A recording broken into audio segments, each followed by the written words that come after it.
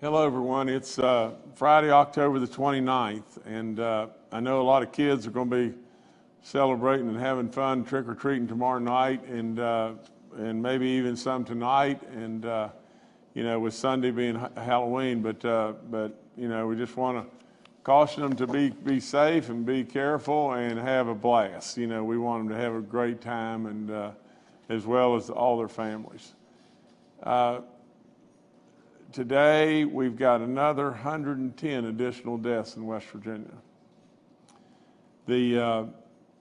It's staggering to think about 110 deaths. I read 110 folks, a few days back, and I thought, surely to God above, we'll never have to do that again, from the standpoint of that many folks that we've lost. And I just can't not tell you the magnitude of what we're talking about here.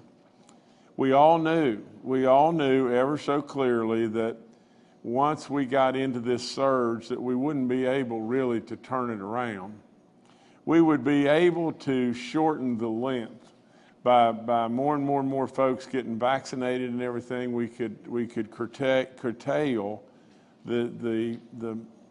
the distance or the time period of this terrible surge.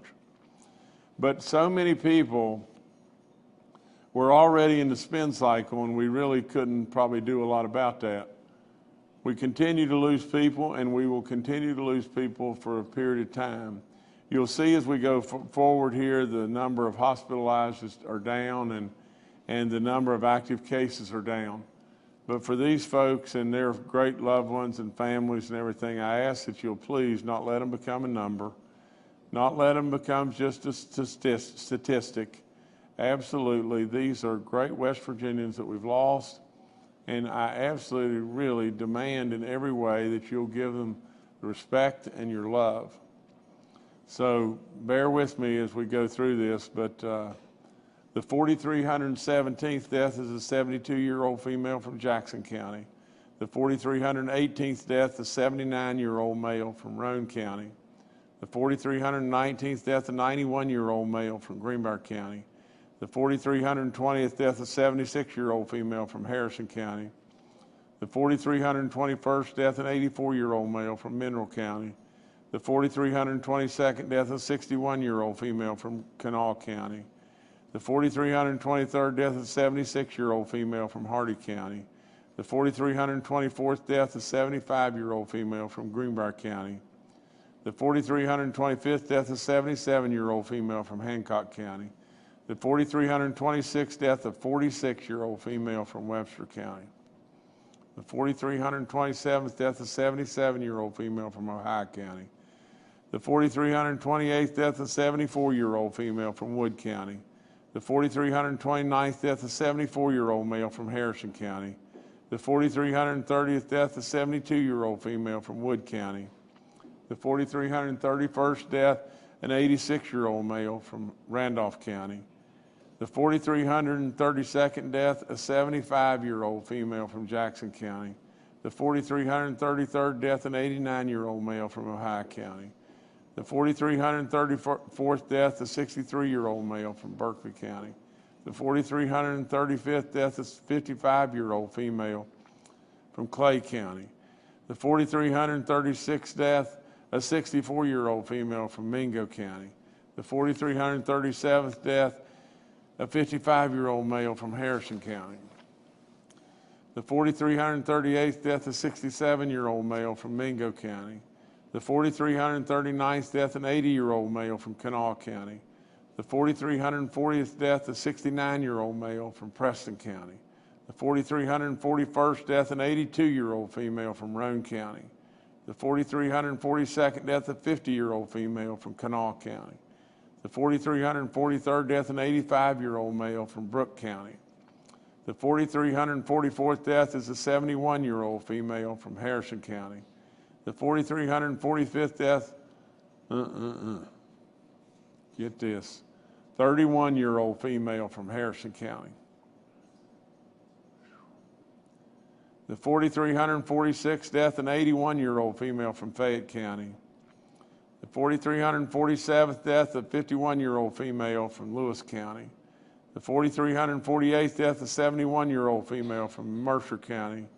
The 4,349th death, an 89-year-old female from Upshur County. The 4,350th death is an 84-year-old female from Tucker County. The 4,351st death is a 76-year-old male from Mineral County. The 4,352nd death is a 72-year-old male from Mercer County. The 4,353rd death, a 49-year-old female from Wood County. The 4,354th death, a 50-year-old male from Marshall County. The 4,355th death is an 80-year-old male from Tucker County. The 4,356th death is an 88-year-old female from Tucker County. The 4,357th death is a 69-year-old female from Fayette County. The 4,358th death is a 66-year-old female from Mercer County. The 4,359th death is a 60-year-old female from Mercer County. The 4,360th death is a 51-year-old male from Kanawha County.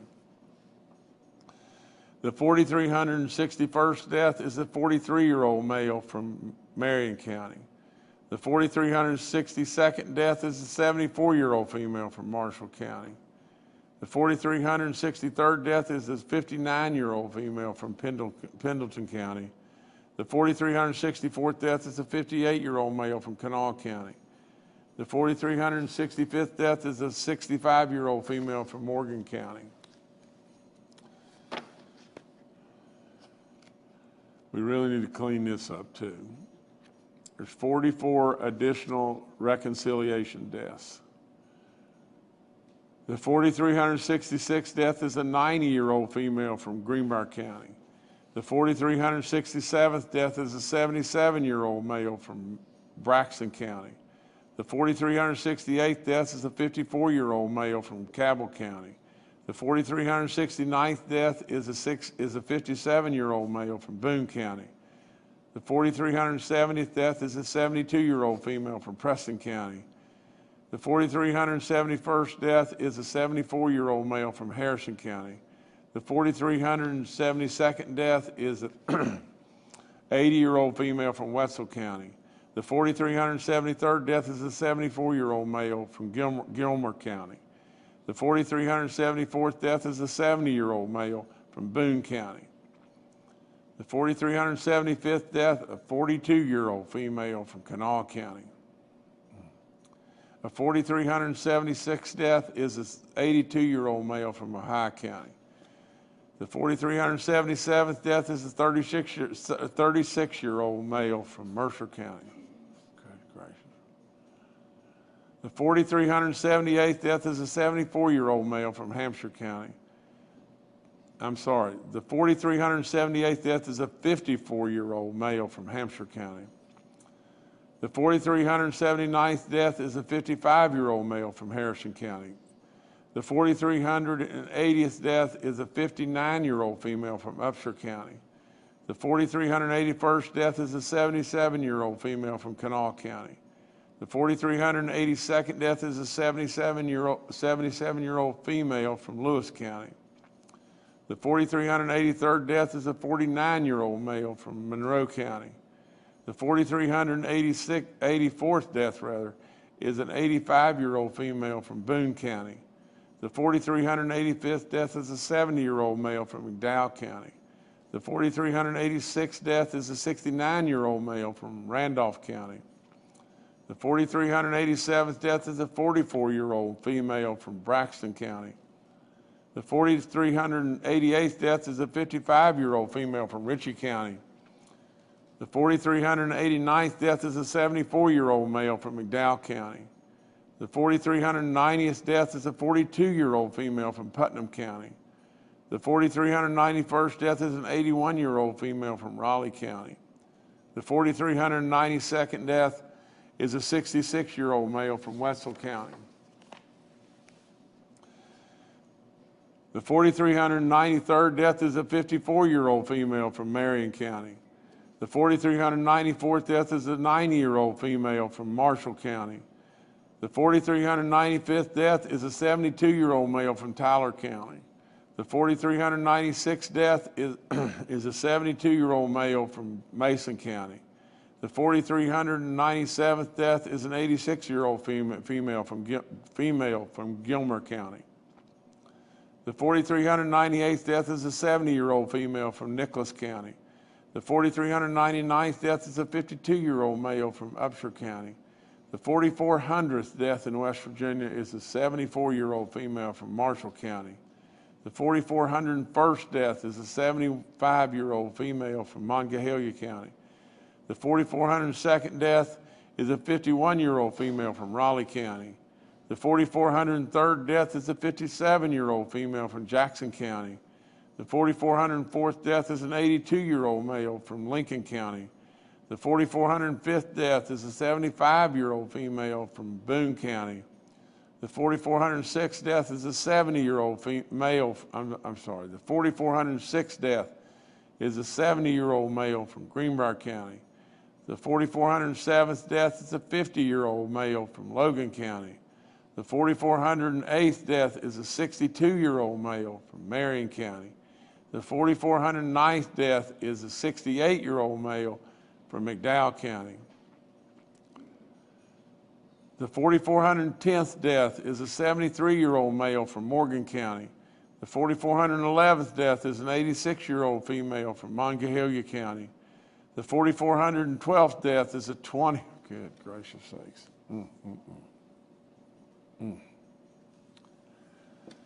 The 4,412th death is a 21-year-old male from Kanawha County.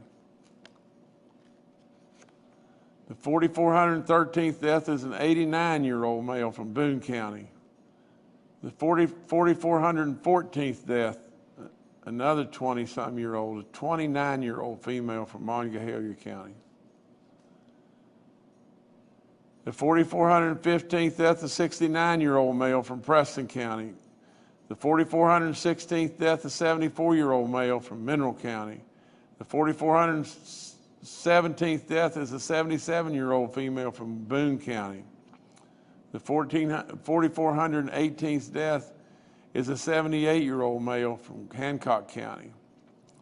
The 4,419th death, a 38-year-old female from Cabell County. The 4,420th death, a 72-year-old female from Morgan County.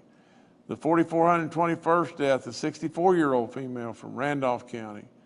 The 4,422nd death, an 80-year-old male from Marion County. The 4,423rd death, a 78-year-old female from Kanawha County. The 4,424th death, an 87-year-old female from Berkeley County. The 4,425th death is a 73-year-old female from Fayette County. The 4,426th death in West Virginia is a 75-year-old male from Berkeley County.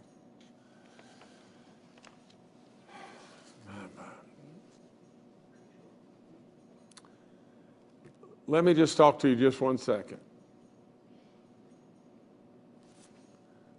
92.2% of these people that have died, 92.2% were unvaccinated. You know, you always wonder, and politicians, from DC have led us in so many different directions, it's unbelievable. I've always done one thing, and that's just tell you the truth. I had a discussion yesterday with a gentleman and everything, and he was fully vaccinated, but was really on the fence as to whether or not he should take his booster shot. He said, what's going to happen? And all this information that keeps coming out and everything is so confusing, and politicians are lying and telling all kinds of different stories, and really for the benefit of themselves to try to continue to get reelected and stay in office and on and on and on. And I said to him, good friend, I said, John, you got to listen to me on this, and this is all there is to it. You see, where we're at right now, all we can continue to do is buy time. And that's what the booster is really all about. Those of you that are out there that were fully vaccinated and everything, your immune protection is now depleted. And really and truly, that's exactly what's happened. If you're 6 months out from being fully vaccinated, especially if you're 65 and older, the amount of your protection has probably drifted from 90 or 95% down to 15 to 30%. Now, that's just fact. And so what choice do we really have? The only choice we really got is to go get our booster shot. And it ramps your protection back up to 90. What then is going to happen 6 months from today? To me, there's probably a likelihood that you may continue to have booster shots. And we'll do that, and we'll keep that bridge right with us, and we'll continue to protect our population as best we possibly can until we get to a point in time that this terrible pandemic leaves us. Leaves us by either we come up with a methodology of drug that really takes it away, or it just runs its course and it leaves. There is no other choice. Now, like it or not like it, but the booster is just that. It's just the bridge. Do you remember way back when, that we were wearing masks and we had to have places shut down and everything? And I kept telling you, all we're doing is bridging ourselves to get the vaccine. And then the vaccine came. And lo and behold, we made tremendous progress. We were able to go back to school and have our businesses open.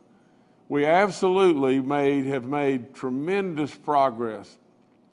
We continue to lose people, do we not?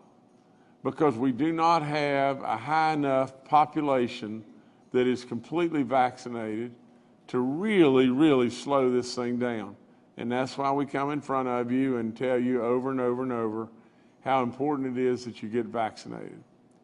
But in addition to that, I'm telling you right now, the same bridge that I asked for before to give us time to get to the vaccine, the same bridge is available to you today in that booster shot. And if you're 6 months out, with all the different, the different companies now where you can go Moderna, you can go J&J, Pfizer, we can even mix them up, and we know that all that's good to go. Really and truly, you've got to get this bridge. You have got to take advantage of this booster. And absolutely, it will give you some assurance of protection for another period of time. And through that period of time, all the great minds of the world continue to work on any and everything they can work on to solve this problem and to kill it. They'll absolutely come up with a solution to solve it and to kill it. They will do that absolutely for sure. But in the meantime, what we've got to do is continue to try to protect ourselves as best we can until they come up with the solution to solve it. So I would highly encourage you, get that booster shot. Like I said before, our active cases are down to 7,629. We had almost 30,000 about a month ago. We have new cases of 902. We have a daily positivity rate of 7.08. We have a cumulative rate of 6.1. There's 258,000 plus people that have recovered, and we're down to 603 people in the hospital right now. At one time we had 1,012. We've almost cut it in half. There's 184 people that are in the ICU units. We were just under 300 at one time. There's 117 folks that are still on ventilators, and at one time we were right at 200. I can tell you without any question, as our numbers continue to fall, as sad as it may be, we're going to still lose a bunch more people. And it's a shame. It is a shame because we are in control of this. We're in control. God is absolutely ultimately in control, and we know that. But literally, if we could get ourselves vaccinated, we control our destiny in a great big way here. 7 green counties we have now, and all of them are in the north central part of the state, and we congratulate those folks for the work they're doing there. You know, we have 42 outbreaks in our schools. We have 563 confirmed cases. I'm going to switch channels now with you to something that is an incredible accomplishment, and it just keeps on happening in West Virginia. But from a destination place to visit, from tourism, from all of our dedication to say, we're going to tell our story in West Virginia, are we not? Absolutely, this incredible group that is that comes out with their 2022, top 10 places on the entire globe. I mean, this is not the top 10, between West Virginia and Mississippi or West Virginia and South Carolina. This is the top 10 in the world.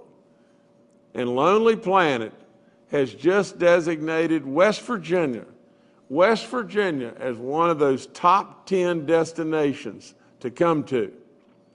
200 travel writers, bloggers, publishing partners, and more all shared information on travel destinations for the coming year. Now, can you imagine this really, when it really boils right down to it?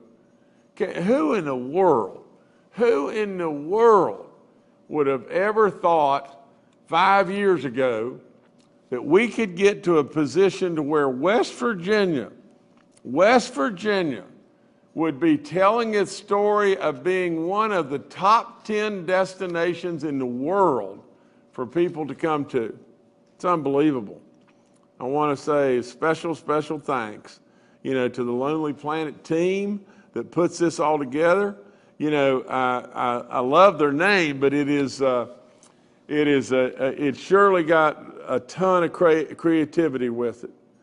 I want to just say this, that West Virginia has always been just this to me, a world-class destination, 4-season travel destination.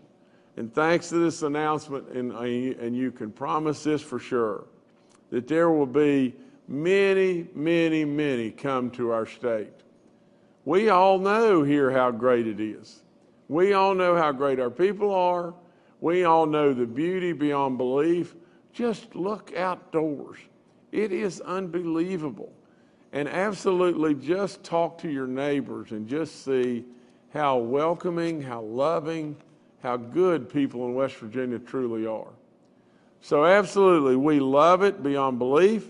We think that over the years that hundreds and hundreds, if not thousands, if not millions, will come to West Virginia and share with us in what we know as almost heaven.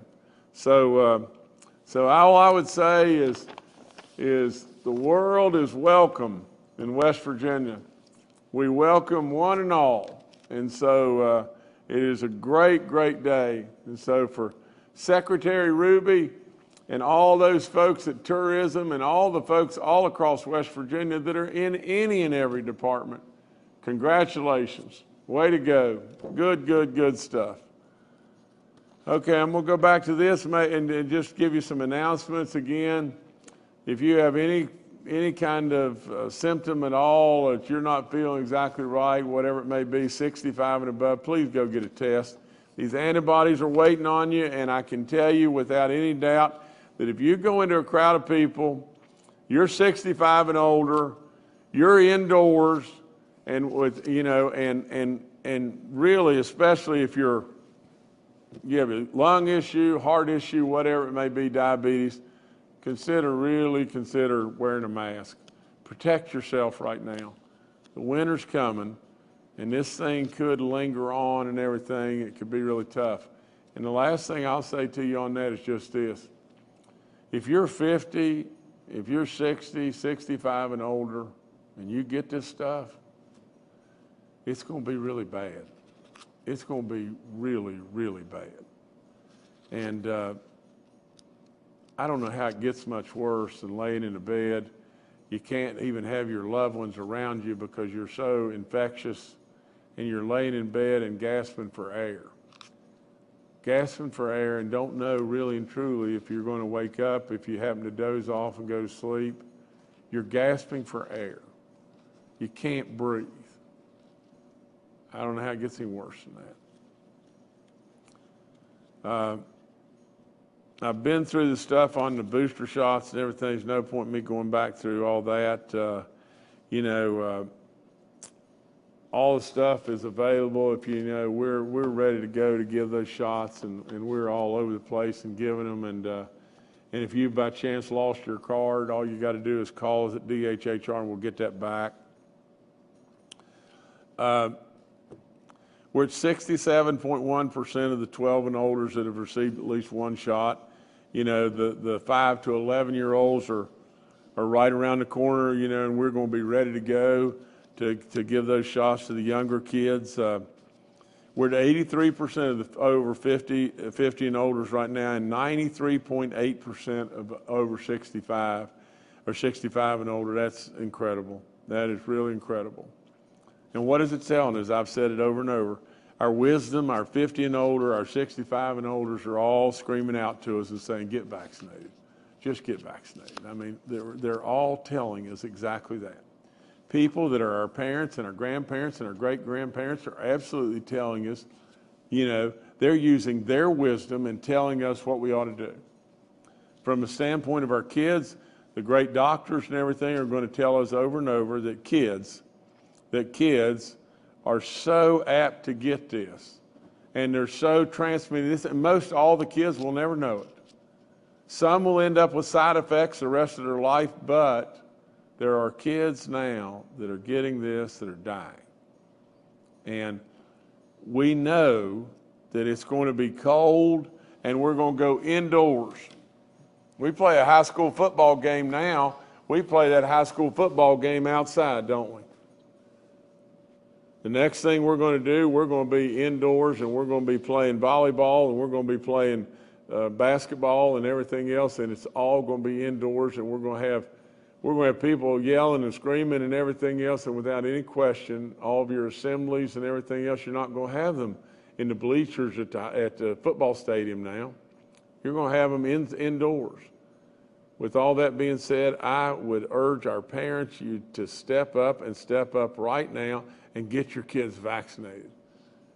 It is the absolute easiest protection that there could possibly be, and to be afraid of the dark and afraid of a lot of these naysayer people that are telling you, oh, they're doing this so the government can track you all across the country and you walk around with a cell phone every day. It's the silliest thing I've ever heard.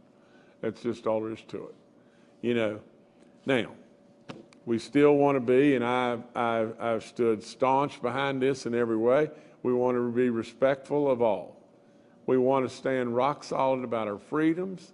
We absolutely, in my opinion, need to have exemptions, and I'll tell you a little bit more about that in just one second.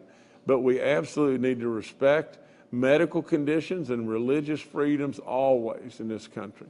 I'll get to that in just a few minutes. Vaccine eligibility, 12 and above.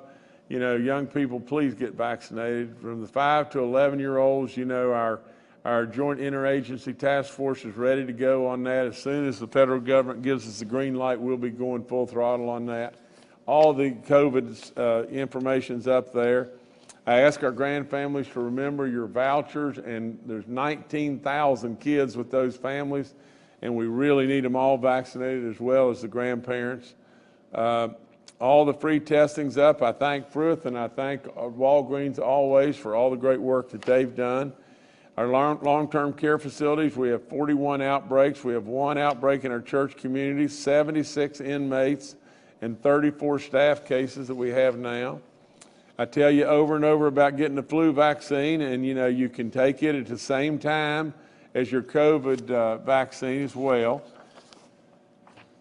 I've told you about the rental assistance program over and over from the standpoint that if you are a renter and you're struggling with financial needs and everything, or you're a landlord and you're struggling from the standpoint that renters are not paying you, you may be eligible for real dollars, and if you just call us, we'll we'll get it all dialed in and try to make it happen for you and everything. We've still got lots and lots of money in that program to send out.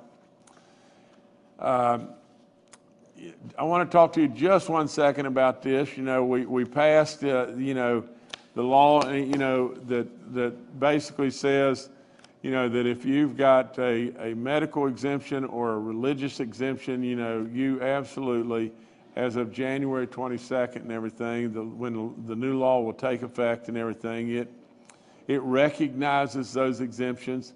I felt like wholeheartedly, and that's why I sent the bill up. And that's, you know, I felt wholeheartedly that that we should abide by the Constitution. We should abide by our freedoms. We should respect the others for that. I think that I should encourage everybody, because I believe it with all my soul. Everybody, I believe, should try to get vaccinated. But, you know, I'm not in control of everybody. America wasn't founded on those type of beliefs. We were founded on our freedoms of choice and everything. And so with all that, I'm totally respectful in every way for that. And with that, I sent the bill up. You know, we passed it. It goes into effect January of 2022 in just a few months and everything. But with all that now, what's happened right as a follow-up, and they told me this today, but now just think about this. Now I'm going to read this to you. A Washington, D.C. district judge, now just think, a district court in Washington, D.C., probably the most liberal of the liberal of the liberal, you know, from the standpoint in support of the Biden administration and all that's going on, issued a temporary restraining order yesterday that prevents both federal employees and active duty military, you know, from being terminated after they sued the Biden administration over religious exemptions to the COVID-19 vaccine. This is exactly what I did, exactly how I feel and everything. So this, you know, at the district level, you know, it will probably be appealed, and but it proves that our bill to enforce vaccine exemptions was the right move. Now I'm going on to something really good too. Brad Smith, you know, Brad Smith, you know, a guy that, you know, started his company Intuit, and it worked so hard, had successes beyond belief, has agreed and basically become one of the candidates to be the new president of Marshall University. And yesterday he was unanimously, I think the vote was unanimous, he was unanimously chosen. His alma mater, he's coming back to. And I know he'll do unbelievable stuff, and it's another exciting time in West Virginia, an exciting time for the Thundering Herd. And I congratulate Brad, I congratulate all those folks at Marshall that turned the keys and everything to make all this happen and everything. And I really do believe that we've experienced some goodness at Marshall, but now we're on the way to greatness, and that's really, really great stuff. So Brad, congratulations. Very, very, very happy for you. Happy absolutely for West Virginia, and happy, you know, from the standpoint of I share in that as my alma mater, and as well as Jill and Kathy both. But we've got, you know, I really believe this with all in me. You know, there's certain places that you owe your whole life to in many ways, and Marshall's sure one of them in my book. Dr. Gupta, you know, is confirmed and is the first, you know, he is the first medical doctor to ever lead the White House National Drug Control Policy. The first medical doctor. Should have been that long ago. He served as West Virginia's chief health officer from 2015 to 2018. I congratulate Dr. Gupta. You know, this is big time appointment, you know, for a great West Virginian.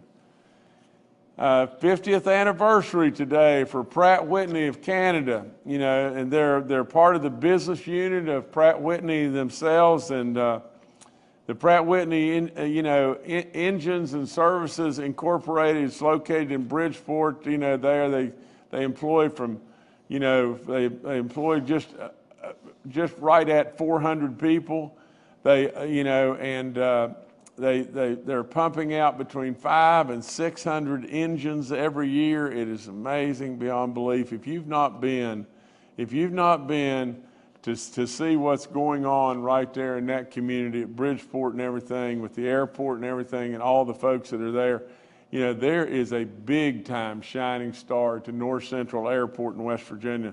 That it's called the North Central West Virginia Airport, and I very, very proudly, made a big move and a bold move to support there, but for crying out loud, it was the right move. A right move wholeheartedly. I mean, they are doing great stuff there, and more and more and more people are coming. Mitsubishi, and just on and on and on and on. But 50 years, we congratulate Pratt Whitney Canada. So congratulations and thank you so much for sharing, a big piece of you with us in West Virginia. Just another, another announcement from the standpoint of the trout stocking program in West Virginia. The fall stocking, I think, started last week. We stocked fish in the Guyandotte River on Wednesday. The Guyandotte River, hadn't had stockings that I don't guess had ever happened in the Guyandotte River. It is so beautiful, it's unbelievable. And I congratulate all the mining industry because they've cleaned up so much. That river is pristine beyond belief and beautiful, and the waters are absolutely just terrific. You've got some waters that are coming in from the deep mine, history within the area. The temperature in the waters is just great. You talk about a fishery that will be absolutely unbelievable. That will be it. So we were able to put some fish in there, and the first fish that went in there, they let me fish for just a second, and some way, somehow, I caught a fish, which was pretty dadgum good, on a little fly rod that I used to use long time ago, and what a great day. Now, do we want to go? All right, we want to do this now. Okay, this is good stuff. Halloween is just a couple days away. And there'll be a lot of trick-or-treating that'll start to happen tonight. And there's a beautiful young kid, 13 years old. He's a student right up on the hill at the John Adams Middle School, and he's vaccinated, and he got vaccinated really and truly. I mean, he said he got vaccinated for baby dog. He has, without question, in my book, the greatest Halloween costume that you could ever pick. And I only say that in jest because, come on up here, Governor, and talk to us. This is Jameson Marble. How you do, sir? Good to see you, Governor. See you. Sit down right over there and talk to us.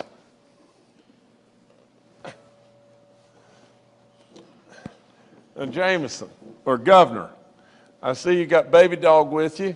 I see you got Crocs on that I wore for a good little while when I had my foot all blown out.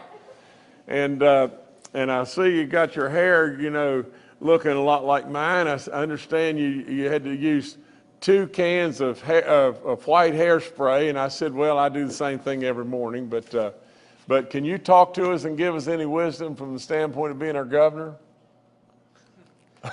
Just scoot right over to the microphone. And you just take over from here, okay?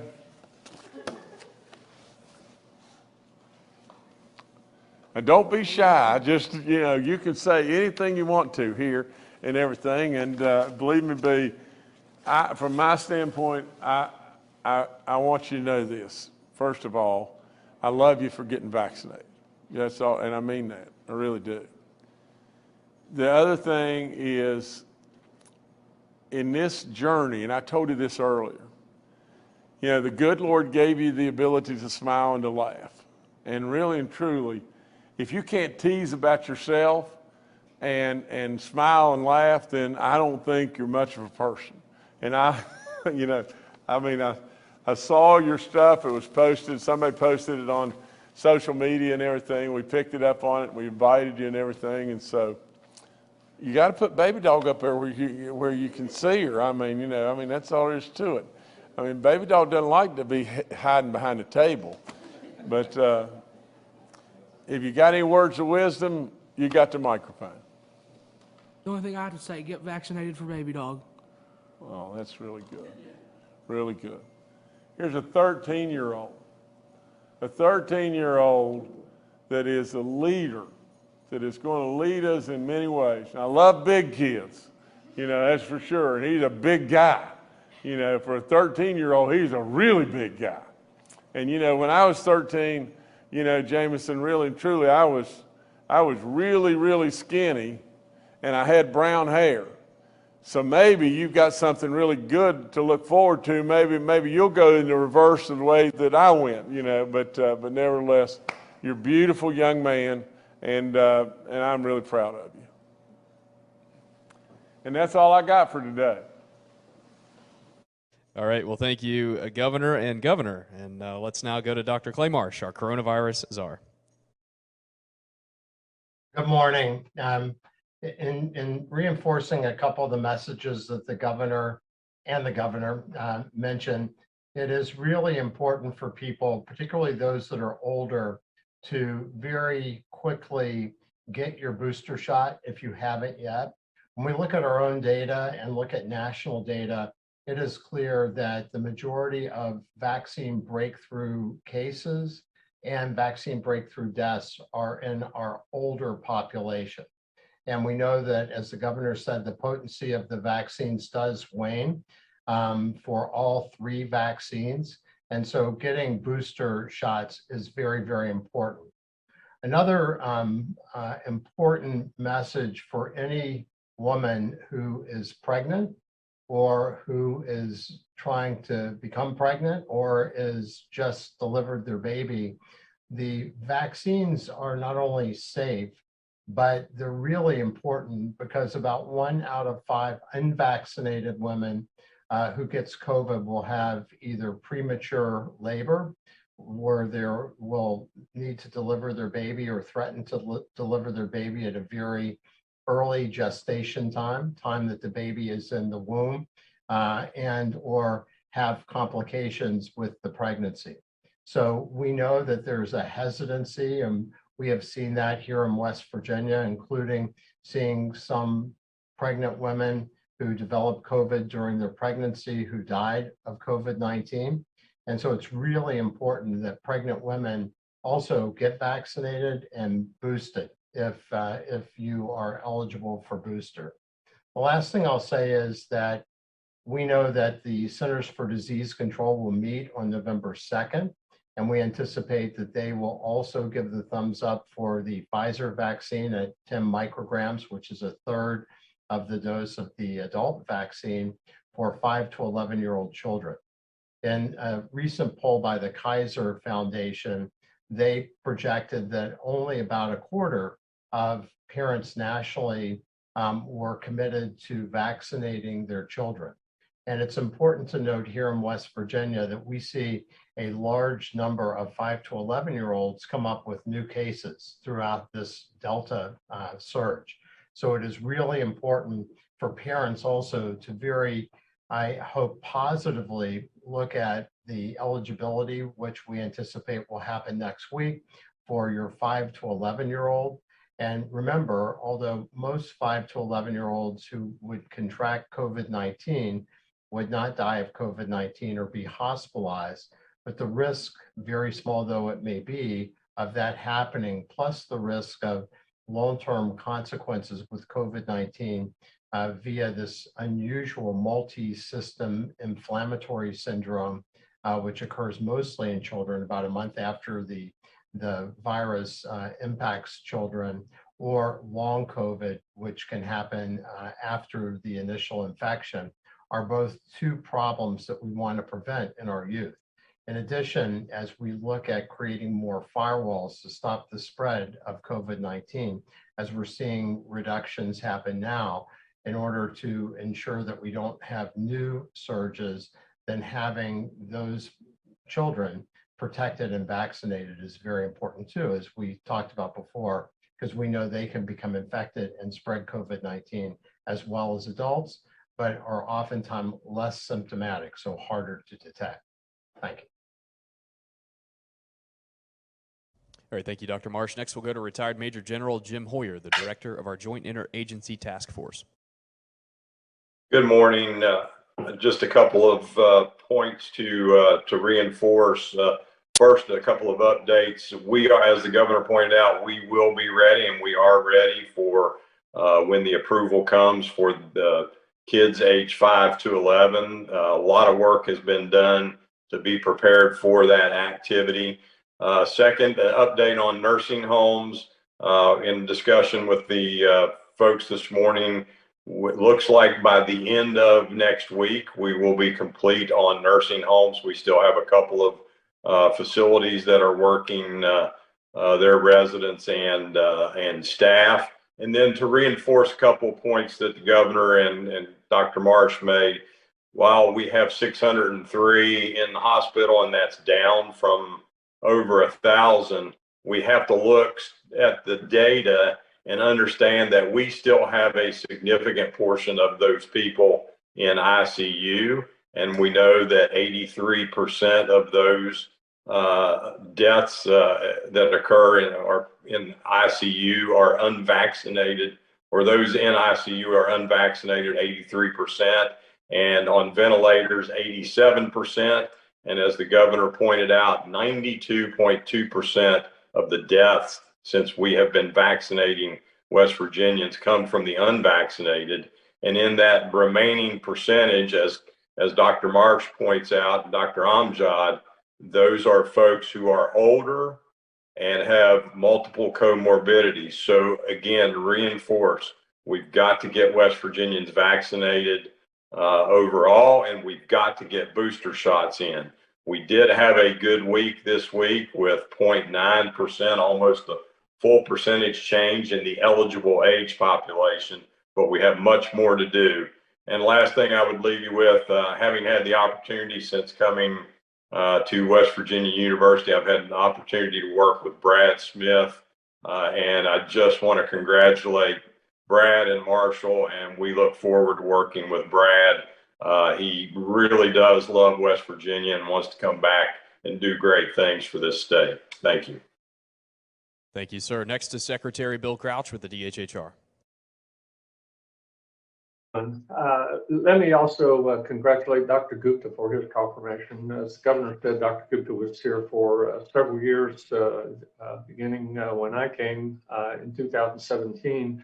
I got to know Dr. Gupta. He started the Office of Drug Control Policy in West Virginia. He's done great things for the state, and I fully expect great things for the country as well. So congratulations, Dr. Gupta. Want to mention we added some additional information to the dashboard. This is in the same location as the information on deaths by month. It is in other trends, and it is at case and lab trends. I think Jordan's going to show that on the screen. The information that we added on deaths by month was very revealing, and we decided to add cases by month. If you look at, there are now 2 yellow tabs on that page, and if you click the top one, it provides information on average age of cases by month. The trend is clear. Governor reads names every day that seem to get younger and younger with regard to deaths. The number of cases also is clearly trending downward. So, and as we keep talking about, this is a vaccination issue. People must get vaccinated to keep these numbers down and keep themselves safe and their families safe. So, again, we appreciate all of the suggestions we get with regard to the dashboard. It helps very much. So, thank you all. Thank you, Secretary. Next to Dr. Ainam Jad, our State Health Officer. Good morning. I just want to add about the Halloween weekend to remind children if if you're not feeling well, if you have a little sniffle or any colds, to maybe not go out and be around other kids, but to definitely still continue to wash your hands with soap and water, but to definitely enjoy Halloween. It is one of my favorite times of the year as well, to get as much candy as possible. But if you're not feeling well, we still have testing events around the state that are free, but to go out and have fun with your friends and family, but just to remember to wash your hands or use the hand gels as much as possible as well. Thank you. Thank you, Doctor. We'll now go to questions from members of the media. The first today from Charles Young with WV News. Hi, this is Charles Young with WV News. I wanted to follow up with General Hoyer about what you said about our nursing home booster shots. So now that we've gone back around and offered the Moderna booster shots to the 75+% of folks that got Moderna, do you know about what percentage of our nursing home population decided to take the first shot, and how many are left over now that we're near the end of that effort? Thank you. General, please. Yes, sir, Governor. Charles, I don't have the exact percentages, but I know from discussions with Marty Wright at the Healthcare Association that they are having significant percentages, just like we've had with our over 65 and over 50 population. But I'll try to get you some numbers on Monday as to the actual percentage of those who have received a dose, who have taken the booster dose. But I think it's going to be exceptionally high. All right, thank you, Charles. Next, we'll go to Mark Curtis with Next Star Media. Good afternoon, Governor, and everyone. Let me give a shout out to Marshall as well, and congratulations to Brad Smith. By the way, the School of Journalism and Mass Communication at Marshall holds its Hall of Fame induction ceremony tonight. 10 graduates will be inducted, and that is a communications and journalism school second to none in this country. So congrats to all. I know our friend Kenny Bass is already in the Hall of Fame there. My question today is this. I know the governor was talking about the numbers being low. They kind of bottomed out last week in a lot of categories, and now they're slowly creeping back up. We have 902 new cases today, whereas just 5 days ago there were 600 cases. It seems to be creeping up by about 100 a day.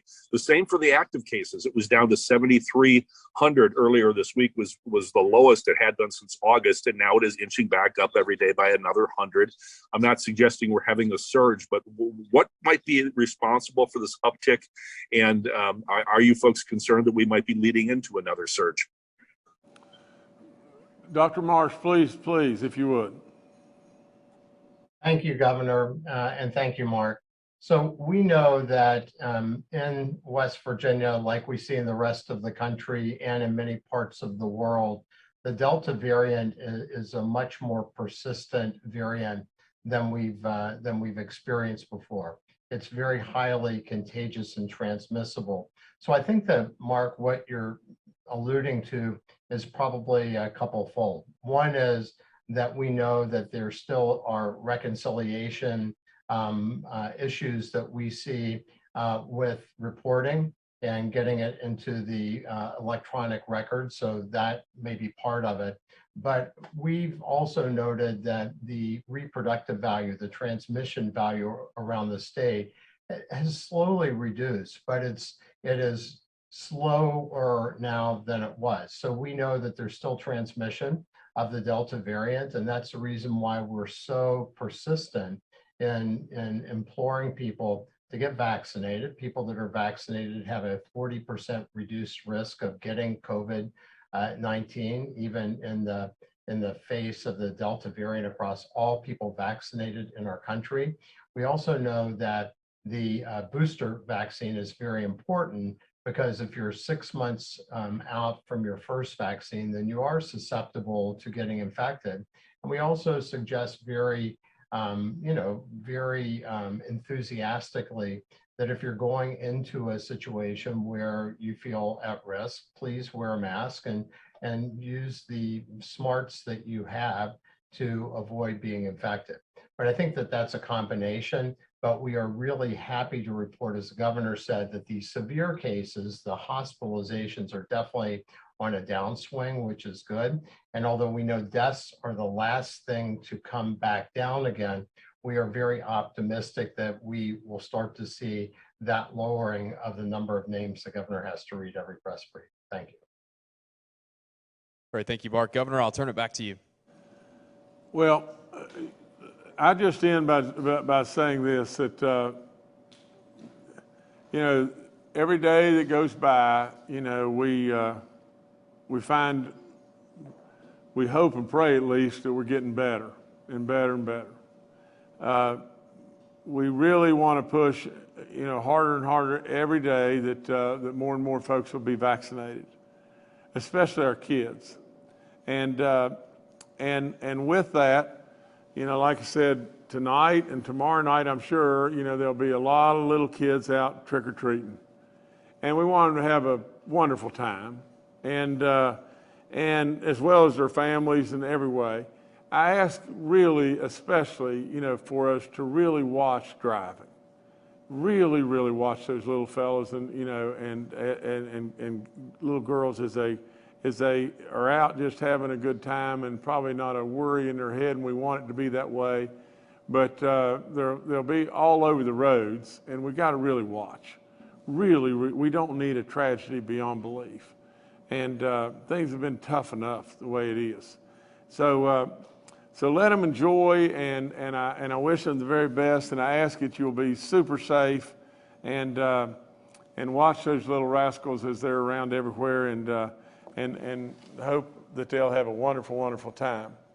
And before I close out, I'm going to pass back to our other governor that's with us today, and Jameson is going to close this whole thing, and like I said, we all want to smile, we want to laugh a little bit. It's tough enough. Journey's tough enough.